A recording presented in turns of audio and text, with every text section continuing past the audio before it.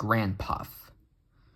Once upon a time, three little engines lived in their own little shed on their own little railway. Duke was brown, Falcon blue, and Stuart green. Duke was the oldest. He had been the first engine on the line and named after the Duke of Sodor. He was proud of this and wanted everything just so. Whenever the others did anything they shouldn't, he would say, "That would never suit his grace." Other engines came and went, but Duke outlasted them all. Stuart and Falcon used to call him Granpuff. Duke was fond of them and tried to keep them in order. They were fond of him too, as he was so wise and kind, but they did get tired of hearing about his grace. Sometimes they would wink at each other and chant solemnly, "Engines come and engines go, Granpuff goes on forever." "You impertinent scallywags," Duke would say indignantly. "Whatever are young engines coming to nowadays?" "Never mind, Granpuff, we're only young once." "Well, you better mind, unless you want to end up like number 2. "Oh, Granpuff, whatever happened?" "Number 2, said Duke, "was American and very cocky. He rode roughly and often came off the rails.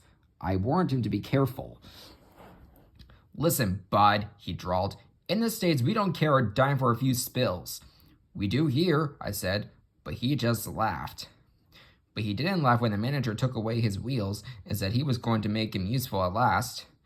"Why? What did he do?" "He turned him into a pumping engine. That's what. He's still there, behind our shed." Stuart and Falcon were unusually good for several days.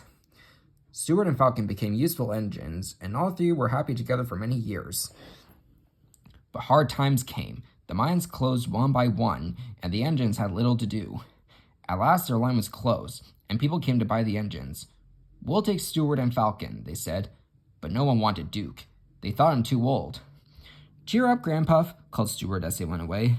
"We'll find a nice railway, and then you can come and keep us in order." They all laughed bravely, but not one of them thought it would ever come true. Duke's driver and fireman oiled and greased him.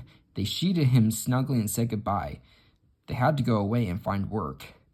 Duke was alone, locked up in the shed. "Where's his grace?" he wondered. "It's not like him to forget me."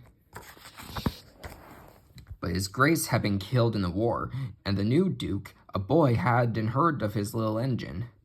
"Oh well," said Duke to himself, "I'll go to sleep. It'll help to pass the time." Years passed.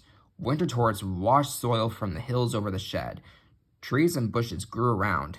You wouldn't have known a shed was there, let alone a little engine asleep inside it. Have you guessed about Stuart and Falcon? Yes, you're quite right. They came to the Think Controller's railway. He gave them new coats and new names. Stuart became Peter Sam, and Falcon Sir Handel.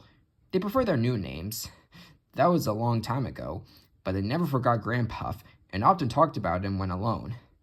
They were excited to hear that the Duke was coming to Skarloey's and Renee's 100th birthday, but most disappointed with the Duke who actually came, for he was only a man.